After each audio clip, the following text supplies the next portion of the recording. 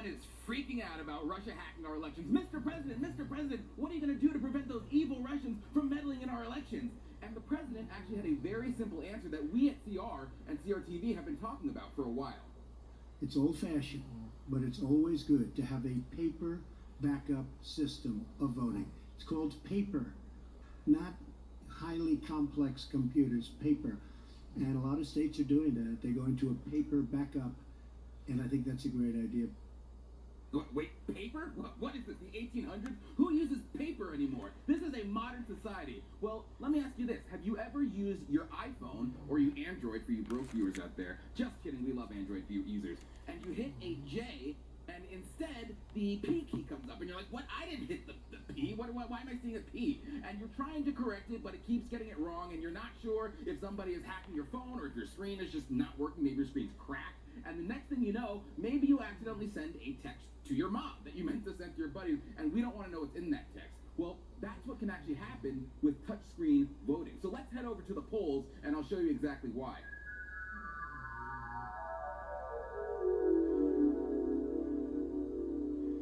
So here I am, just your average voter, going to the polling station, going to the ballot box. Looks just like your polling station in North Dakota, I'm sure, with a giant touchscreen. We have our candidates. We have the Republican candidate. We have the Democrat candidate. We have the Green candidate. Maybe a little Jill Stein, dirty hippie action. And then maybe Barack Obama wants to run for a third term as a communist with his buddy Van Jones. So I assume I'm a Republican. I'm going to vote for the Republican candidate. I hit the Republican box, and boom, I just voted for a Democrat.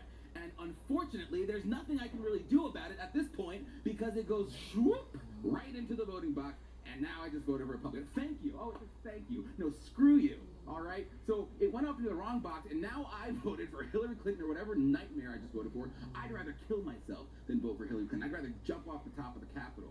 And I've contributed with my vote to the downfall of the Republic. So thank you very much, touchscreen ballot box. So I don't know if that was a technical glitch or if there were Russians rigging the touchscreen machine, and that's why you need a paper trail, a paper backup. As the president says, it's actually a violation of your civil rights not to have a paper trail. My colleague Rob Eno over at Conservative Review writes that not having a paper trail makes a true recount virtually impossible, and it raises serious questions about hacking or the possibility of improperly calibrated machines leading to a skewed result.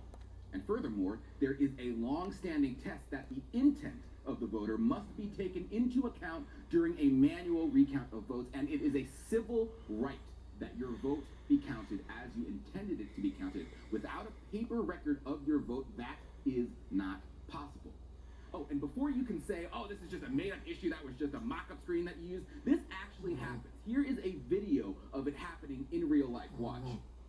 Here you see this person, they're trying to vote for Neil Anderson, and they hit the other button. They hit the Mike Jacobs button, the Democrat lights up. Oopsie daisies. Now this person, I don't know, maybe they're just clumsy or they have big fat fingers, but either way, the person just voted for the Democrat, for the state senator of the 36th legislative district of Illinois.